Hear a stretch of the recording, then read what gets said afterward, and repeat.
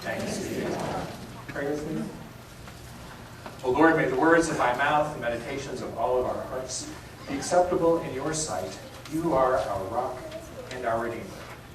Amen. Rejoice in the Lord always, Paul says. We sang at the beginning of the service, rejoice, rejoice. Emmanuel has come.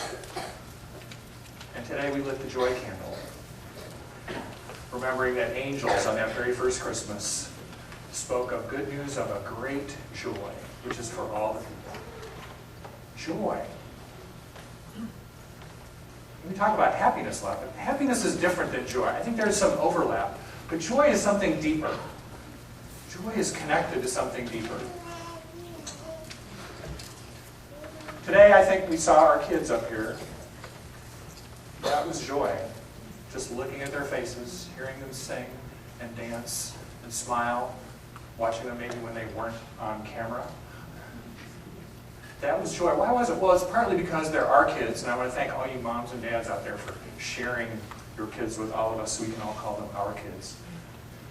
But there's something, too, I think, that we remember when Jesus said, let the children come to me, for of such is the kingdom of heaven. There's something about children who are closer than we, despite the fact that their lives are challenging too at times.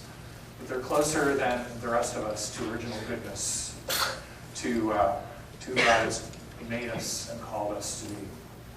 There's joy looking at those kids. In my work, I do a lot of end-of-life services, memorial services, funerals.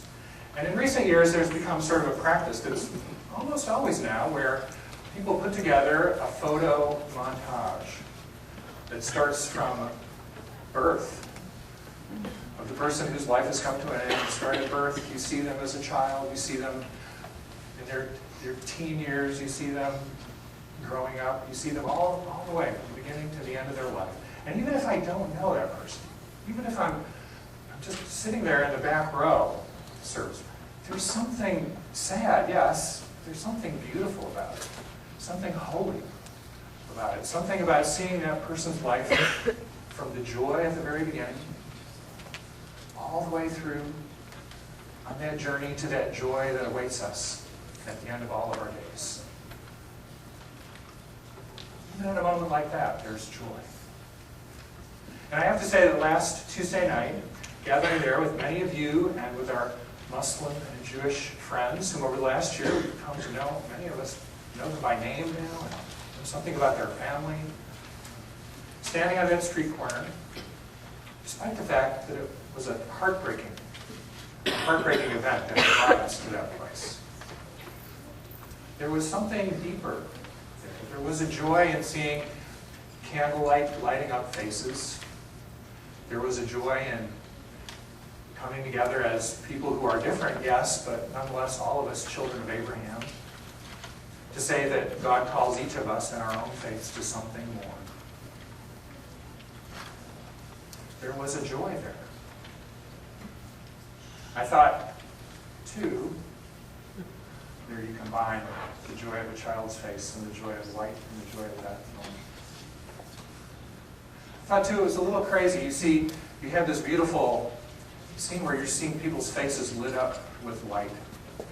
And yet there are cars screeching around corners, headlights shining in your eyes, all kinds of clamor and noise. And I thought, well, this is sort of like Bethlehem.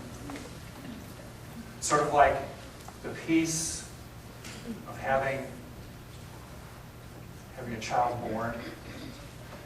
Not always so peaceful. The aftermath peaceful. But the peace in a stable, in this place full of travelers. There's something about God coming to us in the midst of this life with all of its sorrows and with all of its challenges and all of its trials.